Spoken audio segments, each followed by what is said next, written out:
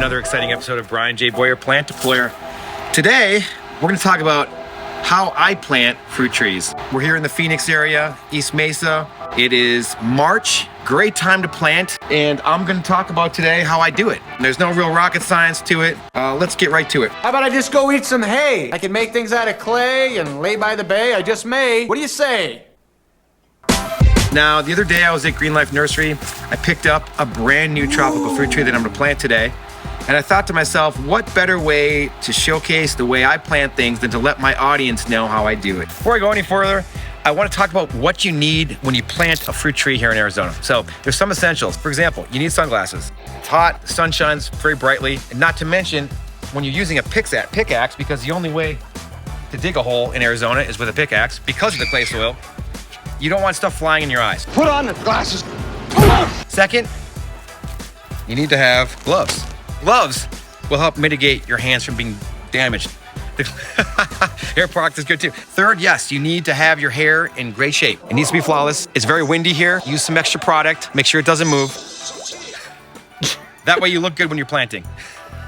Sorry, man. Sometimes beauty is a beast. Number 4, I usually use a mask, not because I'm afraid of COVID, but because a lot of times there's stuff in the soil that makes me itch or sneeze or allergic.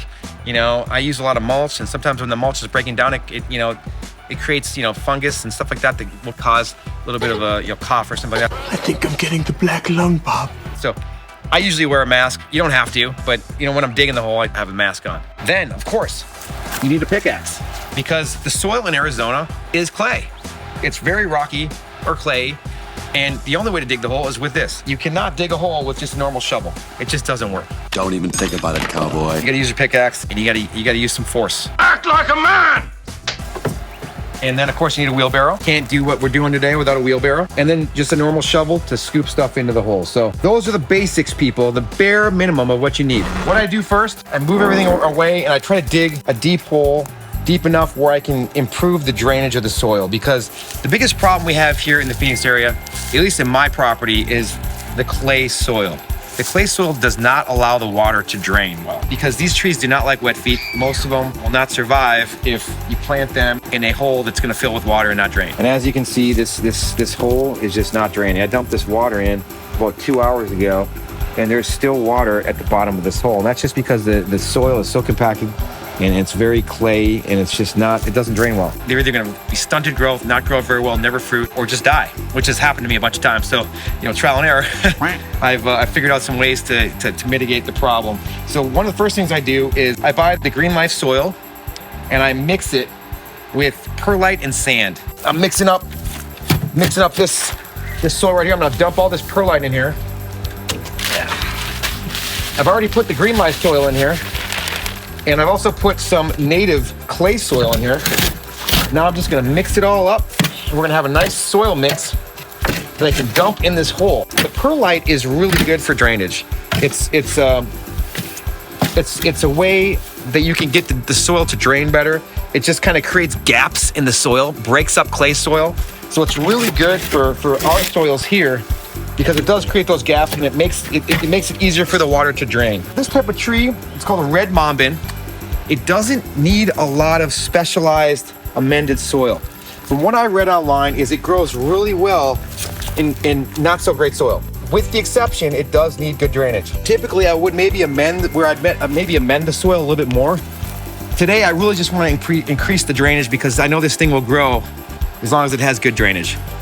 And I know this tree might look dead right now, but it's funny, if you look these trees up online, they actually, when they start growing, they grow their fruits first without any leaves. They're a really weird tree. And eventually it'll leaf out once it gets to be really hot. So as long as I can get it watered and get the drainage working on it, it should be in great shape. So this pot is much smaller than this hole. I'm a little guy. So we want to fill the hole with some good soil. We'll take it out of take the tree out of the pot. We'll put it on top.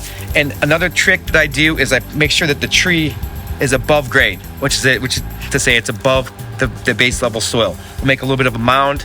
We'll get it above grade, and we'll improve that drainage. Some of you might be wondering why, looking at this hole, it's not very wide. Why would you do that? Why would you do any of that? Obviously, feeder roots go out far from the base of the tree. You need to have a wider hole in most cases.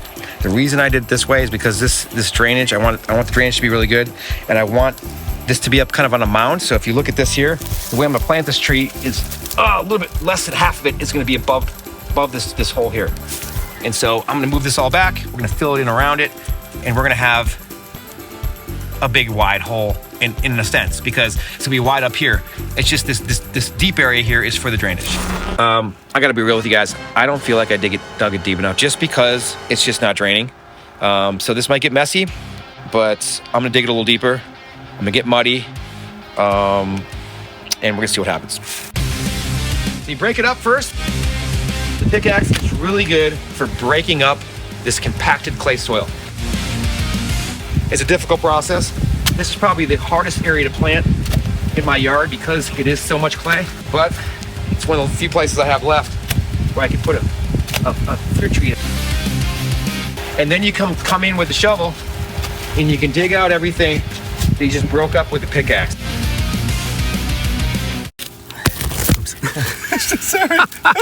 Sorry. I mean, you could build something with this clay. I mean, we can make bricks. We could build a house and I could get 1 million views. I'm onto something, I know it. We'll get back to that later. Now we are at the stage where I have the hole deep enough. So what we're gonna do is we'll start backfilling it with this perlite, green life soil, sand mix.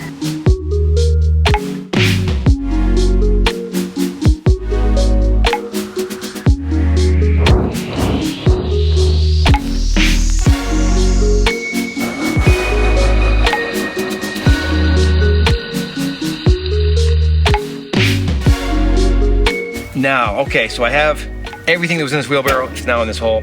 It's still a little deeper than I would like, so I'm gonna dump a little more green life soil in here. I'll top it off with some native soil. You don't necessarily have to mix it in the wheelbarrow, but it does help things. Obviously, when water hits it, it's gonna all mix up on its own anyways. So I'm just gonna dump some green life soil in here. Get the hole a little bit deeper, or a little bit less deep, I should say. And then we'll dump the tree in here, and we're gonna backfill some compost on top. I have now mixed in some more native soil and some green life soil and some more perlite. And I've gotten it to the level that it needs to be to plant the tree. So the next step is we're gonna go ahead and plant this tree. I'm gonna put it right in the ground right here, and then we're gonna backfill with green life soil, a mix of green life soil and some of this clay, and we'll be ready to go. Okay, now as far as planting goes, there's a couple ways to do this. If the tree is root bound, I'm probably not gonna be able to slide it out like I typically do. What I typically do is I just turn it outside, slide it out real quick. It's a quick motion, and I get it right in the hole. Hey, phrasing! It's positioned the way I want it right now. That's what I'm gonna try to do. I don't know if it's root bound. If it is root bound, then I'm gonna have to go get the scissors, and I'll be back to cut the pot so we can get it in the hole. Okay, so here goes. Here goes nothing. We're gonna go by the hole, pull it up and out. Come on. Quick and easy. So it turns out the tree wasn't root bound. Yahoo! So I don't really need to break up any roots. There is some roots at the bottom here. They're already kind of out of the pot now. And I'm gonna kind of loosen up, make it so they can kind of get out of this circular hole that they were in. So I do tend to try to break up the bottom roots and get them out into the hole a little bit. But they'll do that on their own too. And then since it is kind of leaning a certain direction, I'm gonna position it so it's no longer leaning. So we don't want a tree that's leaning right off the bat. We want it straight up and down. Oh, so this is where you get muddy, you get dirty, you get down in here, and you position it the way you want it, and then you backfill the hole. So I think we're in a good angle here. So now I have it positioned the way I want it. It is straight up and down, and I'm gonna backfill at this point. You can kind of start throwing some stuff in here to try to get it to a point where it stays the way it needs it to stay. Okay. You only want one chance to get this right, so one chance to get it right. If you don't, oh well. Hopefully it survives. All right. Now it is a little lower than I wanted it to be. Oh boy, okay. This isn't an exact science, but you only get one chance to plant something correctly, so I wanna get more soil in here.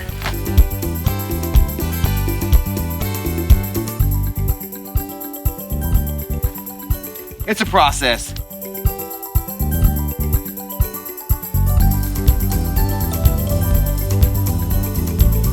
See now, this is the baseline grade. We're above that. This is where we want to be. We don't want to be level with the ground because, again, there's a drainage issue with the soil here. We want it to be above the normal soil. That way we can improve drainage.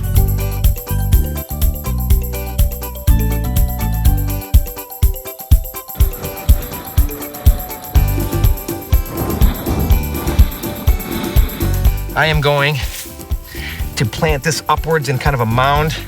This gives those feeder roots a chance to go out in here. So this basically is the hole. They can go out in here, they can reach out here. We're gonna put a lot of good soil and mulch in this area here. So this is gonna be where the tree eats. You wanna have a berm as well. This berm will help catch the water. The berm is what you see here. This is where soil is kind of built up around it. And what this will do is it will help retain water. At the same time, we still want to have drainage. I know it's confusing. I like your funny words, Magic Man. It's really important to get this top part right. So we're gonna put some good compost in here. All right, so looking for some good compost here. I gotta work with what I got. I have this tree, shrub, and garden mix. I have this Patio Plus potting premium outdoor potting. You know, I'm gonna use this actually. Let's use this to top it off with. I bet you this will have better drainage than this will. Yeah, you know, I'm gonna use this. Put this on top. Why not? Like I said before, this tree's not too particular about soil, so I don't think it'll make too much of a difference. In my mind, I'm like a painter, you know? I'm just putting all the pieces together, getting the work done, getting it to a place where the tree's gonna grow good. Like I told you before, you only get one chance to plant the tree right. Okay. And if you do plant the tree right, you're gonna reap the benefits of fruit. It's probably not the best mulch, but it'll dry. It's not gonna put it too close to the trunk. Which is why I plant these trees in the first place, because I like the fruit. You know, a lot of people ask me, why don't you plant more trees that flower? Why not? And I tell them, I'm like, why not plant a tree that flowers and gives you edible fruit? If I'm gonna waste the water, I might as well get something that not only flowers, it also fruits. Maybe the flowers aren't the most beautiful things. Like for example, these flowers, they're kind of weird looking, little red dots. Heck, it fruits. It feeds my family. And I think that's more important than just having some beautiful flowers that bloom, die, and you gotta wait another 11 months for them to flower again. Just my 2 cents. The final stage, you wanna lay some mulch. So what we did is we laid some grass clippings, some leaves, all kinds of different organic matter. We wanna lay those around the base of the tree. Typically, you're not supposed to go right up to the trunk, but out here in the desert, I found it doesn't really make a difference since it's so dry. And then, you know, obviously at the end of this, we want to water it. So I typically, you know, spray water all over it. I'll, you know, let it water for about, you know, 5-10 minutes, and then we're done. So that's how I plant a fruit tree. I do want to talk about the tree that I purchased today and what I planted. So this is called a Red Mombin. It's native to southern Mexico, Central America. As far as the fruit goes, they see this fruit tastes like a blend of banana and mango, which sounds amazing to me. Fruits can be used in jellies, pastries, and they can be eaten right off the tree. So I'm really excited to try this fruit. I think it will grow and survive here with this microclimate that I have it in. It does take full sun. It does need a lot of water, so I gotta get a couple of drips and things attached to it here to make sure it's getting enough water during the summer. But I really am excited for it to grow. I hear they're very fast growers. It doesn't like temperatures below 40 degrees. Its native climate is, it can survive in hot, humid, dry forests of Central America where they have 6 months of extreme heat and 6 months of dry weather. They don't get as cold as we get here, but it does survive in Florida. I think, why not give it a shot here? Florida can get, you know, down to 32 as well. To my knowledge, no one I know is growing this tree in Arizona. So I was debating where to plant this because up on kind of, there's a hill over here, a little bit of an incline up to the pool. There's some really good drainage up there, but it does get a lot of wind and it's very exposed. Whereas back here, you see there's a lot of foliage, there's a lot of trees around it. They're gonna help mitigate the cold. This area of my yard stays typically about 10 to 15 degrees warmer in the heart of the winter when it's really cold. And I think it's because there's just so much foliage and so much action in this one little area. If you plant a lot of trees close together, for whatever reason, if they don't lose their leaves, they tend to keep the area warmer than it would be otherwise. Cold just doesn't hit it. This Gucci berry tree, for example, used to always lose its leaves every winter. It doesn't lose its leaves here anymore because it just doesn't get cold enough. So I figure this is a much better, more sheltered area. Also, this is full sun. There's nothing above it.